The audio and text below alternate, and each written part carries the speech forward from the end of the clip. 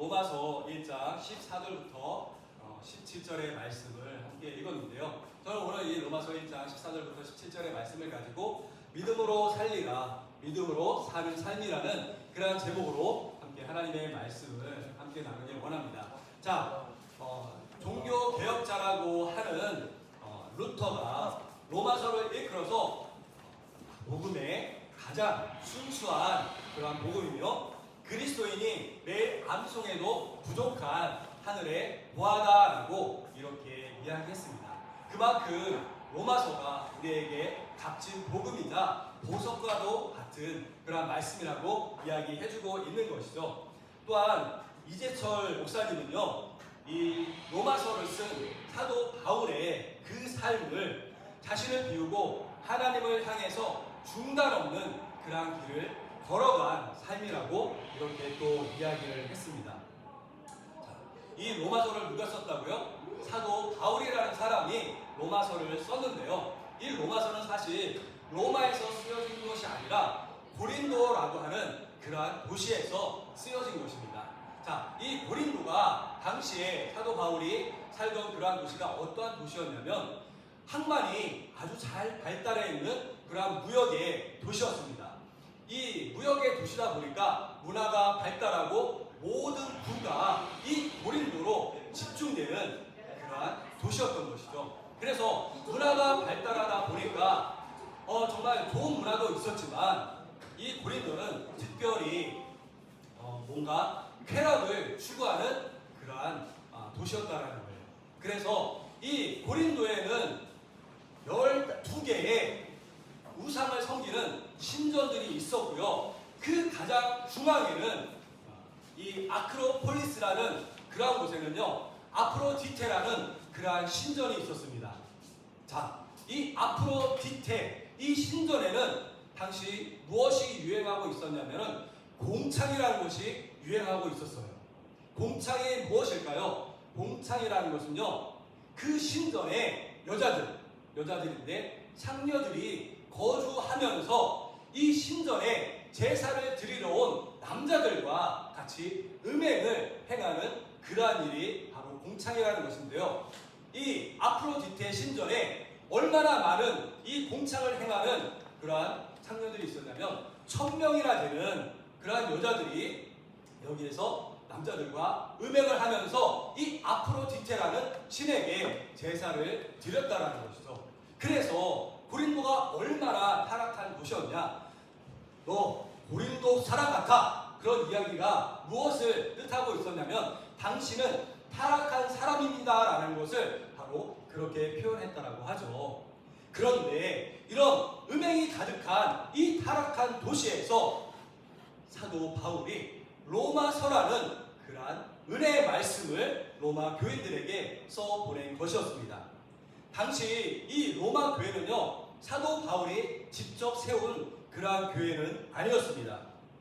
오순절날 예루살렘에 예배를 드리러 온 그러한 사람들이 예루살렘에 왔다가, 자, 사도행전 1장과 2장에 보면 어떤 일이 발생하게 돼요? 많은 각지에서, 세계에서 예루살렘에 예배를 드리러 왔던 사람들이 기도에 힘쓰다가 어떤 일이 발생하게 됩니까?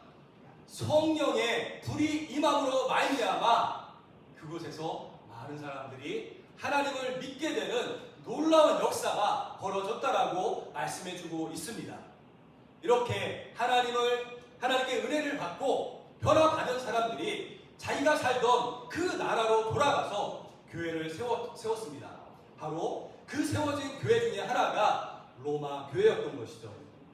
자, 그런데 이렇게 로마 교회가 무명의 교인들에 의해서 세워지게 되었지만 이 로마는 당시 많은 어려움을 겪고 있는 그러한 상태였습니다.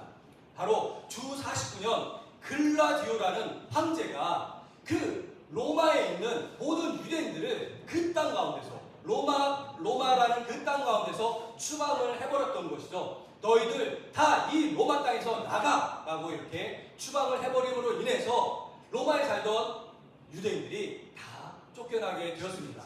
이렇게 5년 동안이라는 시간 동안 유대인들은 쫓겨났고요. 그 공백의 시간 동안 그 로마 교회를 이끌던 사람들이 누구였냐? 이방인 교우들, 즉 헬라인의 그리스도인을 믿는 사람들이 로마 교회를 다시금 개편해 나가게 되었습니다. 자, 그리고 이렇게 개편해 나가는 그 시간 동안 글라디오 황제가 죽게 되었던 것이죠. 이렇게 황제가 죽고 난 이후에 로마에 누가 다시 들어오게 되었습니까? 쫓겨났던 유대인 그리스도인들이 다시금 로마 교회로 들어오게 되었습니다. 이렇게 로마 교회로 들어가 보니까 서로가 헬라인 그리스도인과 같이 융합해서 아름다운 교회를 세워나가면 좋겠는데, 유대인 그리스도인들은요 전통과 율법을 중요시 했기 때문에 이 헬라 그리스도인들과 약간의 마찰이 있었던 모양입니다. 자, 그렇게 서로 간에 이런 어떤 마찰이 있을 가운데 바울은 이 거대한 제국의 심장 속에서 서로 반목하고 있는 그러한 로마 교회의 소식을 듣게 되고, 안 되겠다, 이 교회를 다시금 하나님의 은혜 가운데 세워나가는 그러한 일이 있어야겠다라는 그러한 심령을 가지고 그 로마 교회를 향해서 이 로마서를 쓰게 된 것이었습니다. 바울은 이 눈물의 편지 서두에서 로마 전체의 심장과 같은 주제를 바로 로마서 1장 17절에서 말씀해 주고 있는데요. 우리 로마서 1장 17절 말씀을 다시 한번 읽어보도록 하겠습니다. 자, 함께 읽어봅니다. 시작. 복음에는 하나님의 의가 나타나서 믿음으로 믿음에 이르게 하나니 기록된 바 오직 의는 믿음으로 말미암아 살리라 함과 같으니라. 아멘. 자, 무엇으로 산다고요? 믿음으로 산다라고 말씀하고 있습니다. 누가 믿음으로 살게 돼요? 오직 의인은 믿음으로 산다라고 말씀하고 있는 것이죠. 자, 여기에서 사도 바울이 말하고 있는 의인이라는 것은 어떠한 사람이 의인인가요?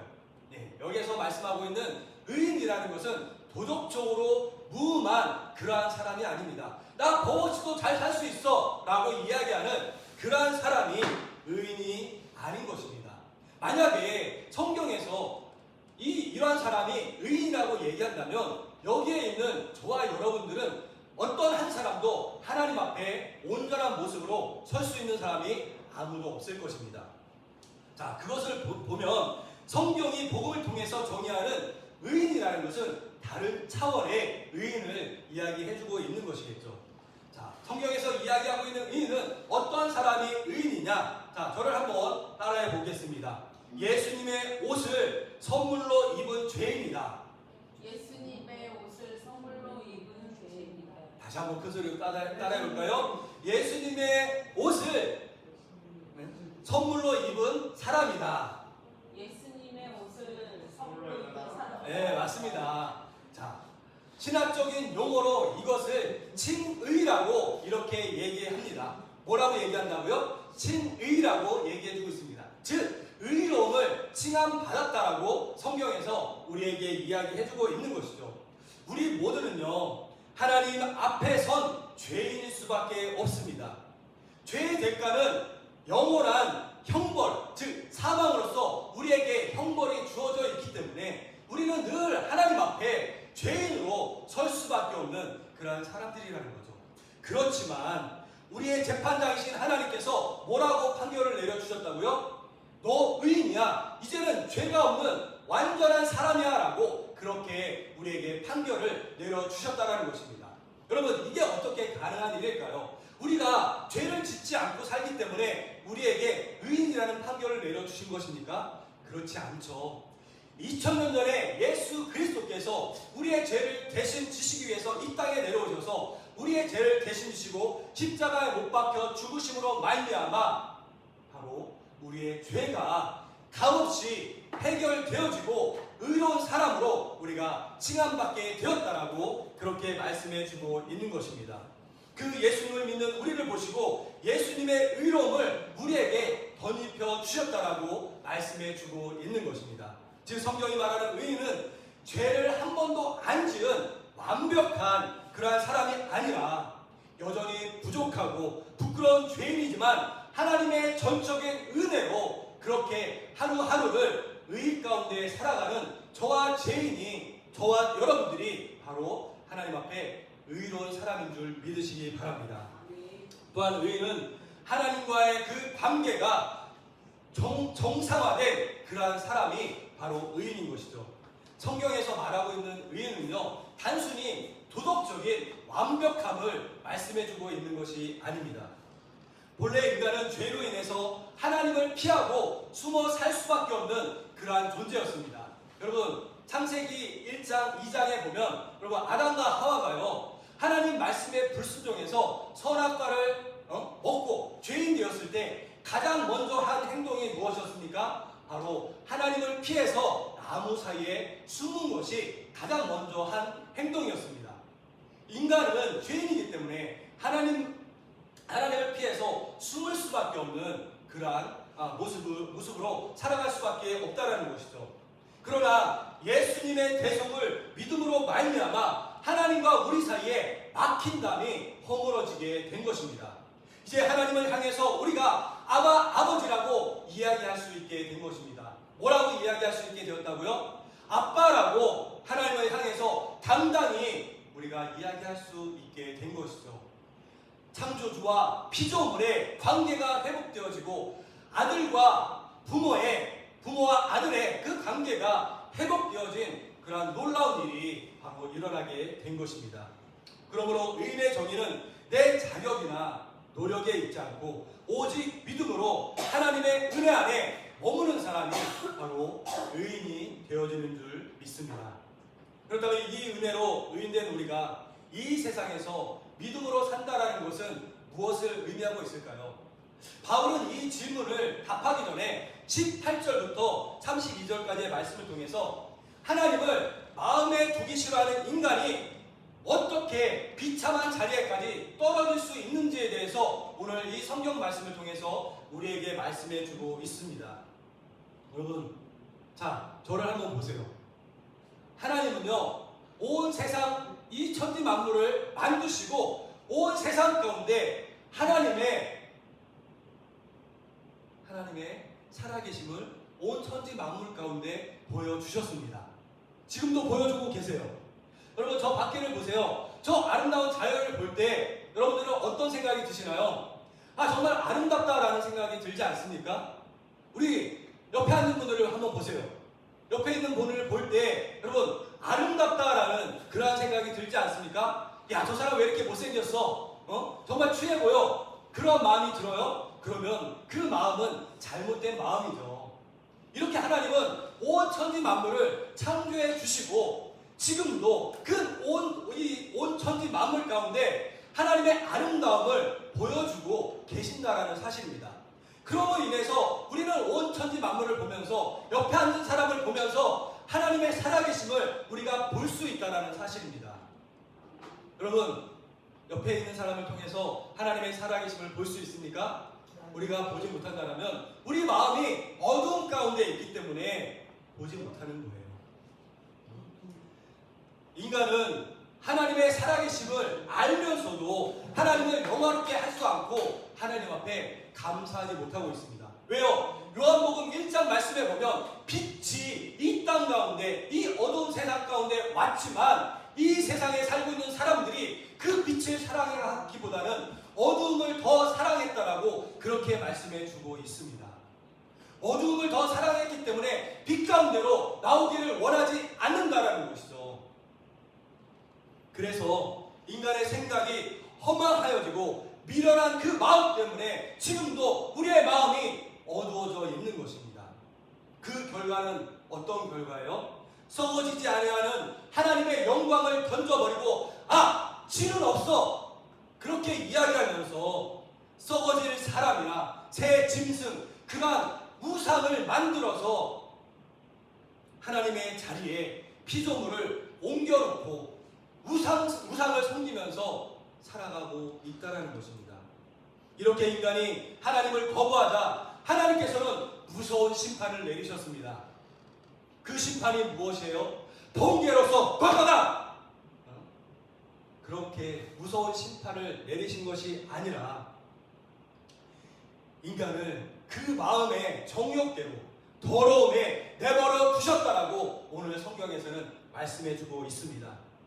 자녀가요, 부모의 간섭이 싫다고 집을 나갈 때 여러분 가장 큰 벌이 무엇인지 아세요? 그 자녀를 그냥 방치해 두는 거예요. 이것을 신학적인 용어로 유기라고 얘기하는데 너 호적에서 파버리겠어 하고 그 자녀를 그냥 내버려 두는 그 형벌이 가장 무서운 형벌입니다. 하나님의 보호막이 이렇게 거치자 인간은 순리대로 살아야 함에도 불구하고 성경 말씀에 보면 순리대로 살지 않고 영리대로 살게 되었다라고 말씀해주고 있습니다. 이 영리대로 살았다라고 하는 것이 무엇이에요? 우리 친구들 영리대로 사는 게 뭔지 알아요?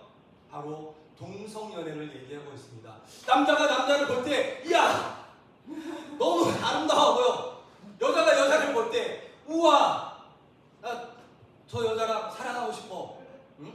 동성연애를 이야기하고 있는 거예요. 그러므로 인해서 그 동성연애를 통해서 하나님이 그 인간들에게 마땅한 벌을 내리셨다라고 에이즈를 주셨다라고 이야기하고 있습니다. 물론 성경에는 에이즈에 대해서 나오지 않지만 그 사람들에게 마땅한 형벌을 내리셨다라고 성경에서 말씀해주고 있습니다.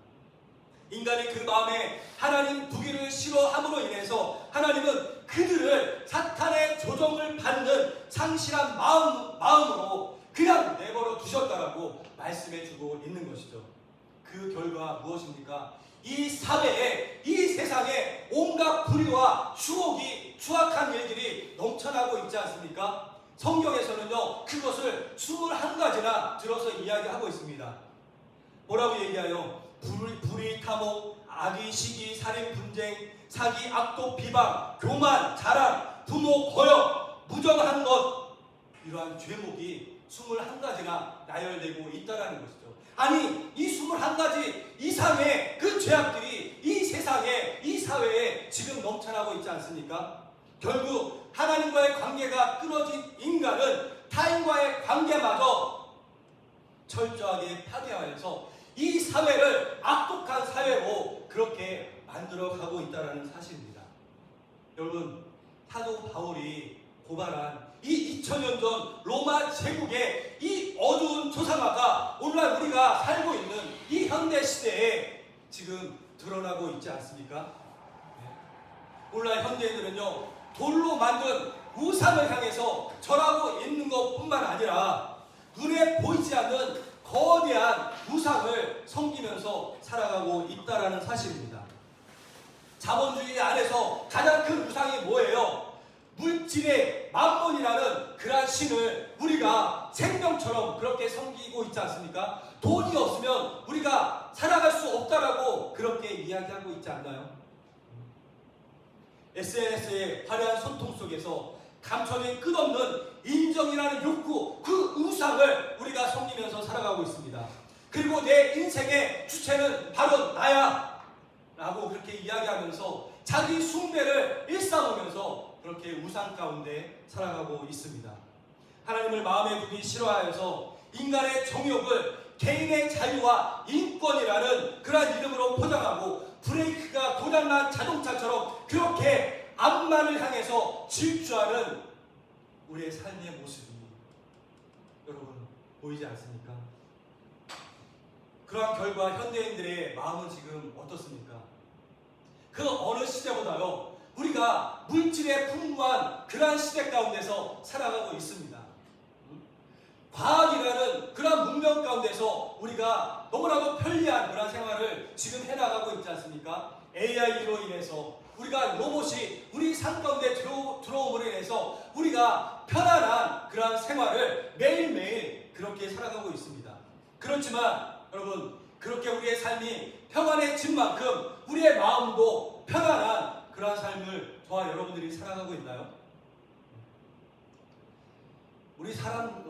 우리 여기에 앉아있는 우리 학생들의 마음 가운데서 보면은 공허함과 외로움이 자리 잡고 있는 것을 볼 수 있습니다. 끝없는 우울증과 각종 중독에 시달리고 있는 현대인들의 모습을 볼 수 있죠. 가장 우리 이 대한민국에서 가장 화려하다고 하는 저 강남에 가보더라도요. 그 강남의 화려한 그 안에는 마약이라는 무서운 중독이 숨어 있습니다. 젊은이들이요 마약에 빠져서 헤어나오지 못하고 있어요.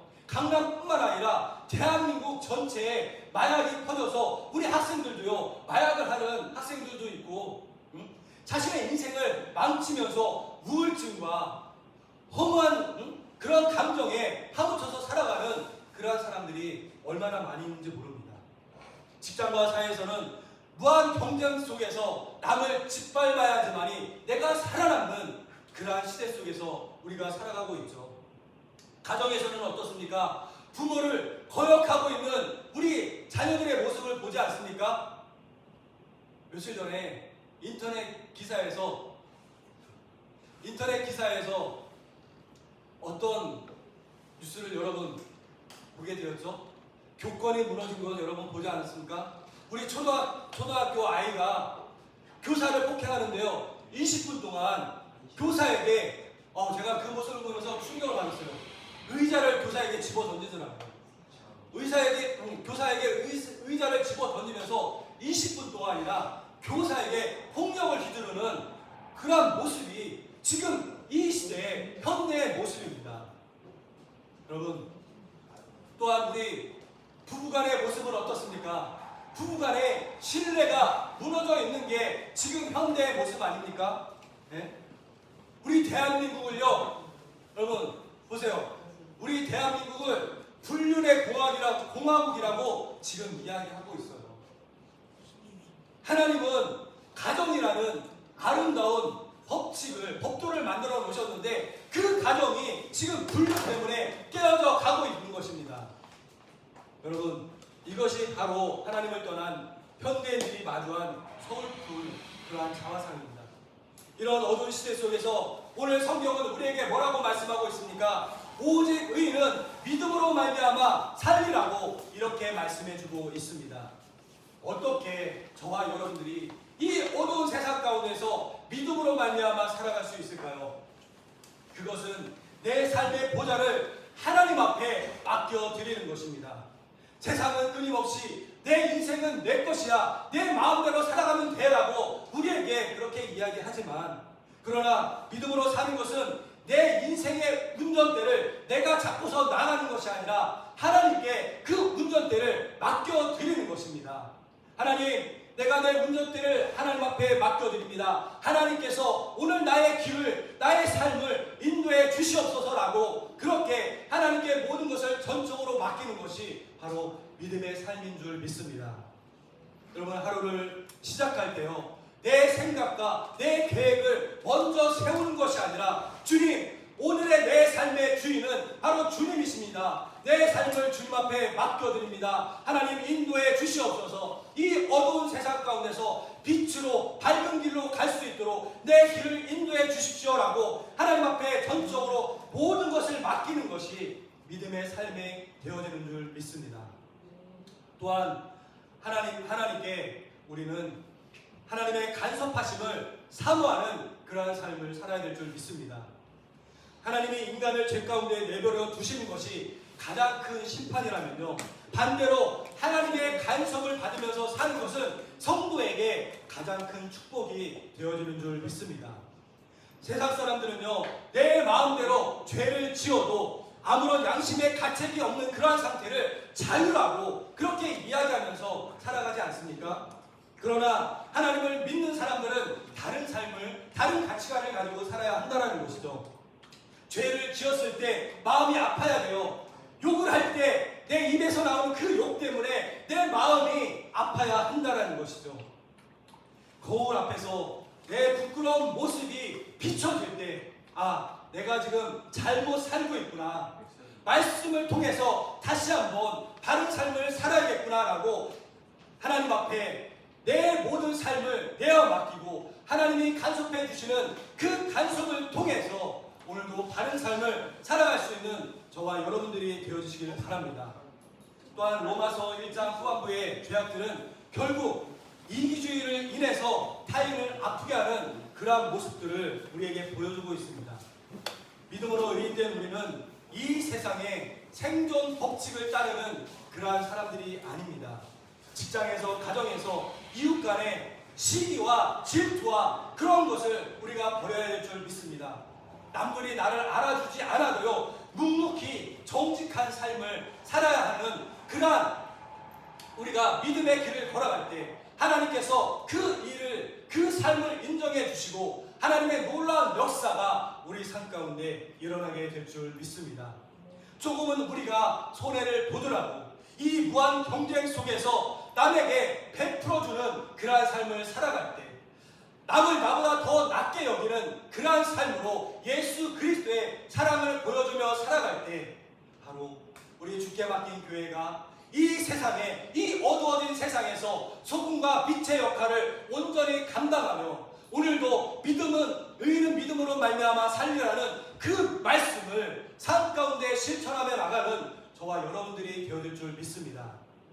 여러분, 참된 그리스도인이란 이 땅에 발을 딛고 살아가지만 영혼의 가치를 바라보며 매일매일의 삶을 거룩하게 빚어나가는 것이 믿음의 사람의 삶인 줄 여러분들 믿으시고 오늘도 하나님 앞에 우리의 믿음을 보여드리며 거룩한 삶을 살아갈 수 있는, 그래서 이 세상 가운데 예수님을 자랑스럽게 증거하며 살아갈 수 있는 저와 여러분을 되어주시기를 주님의 이름으로 간절히 축원을 드립니다.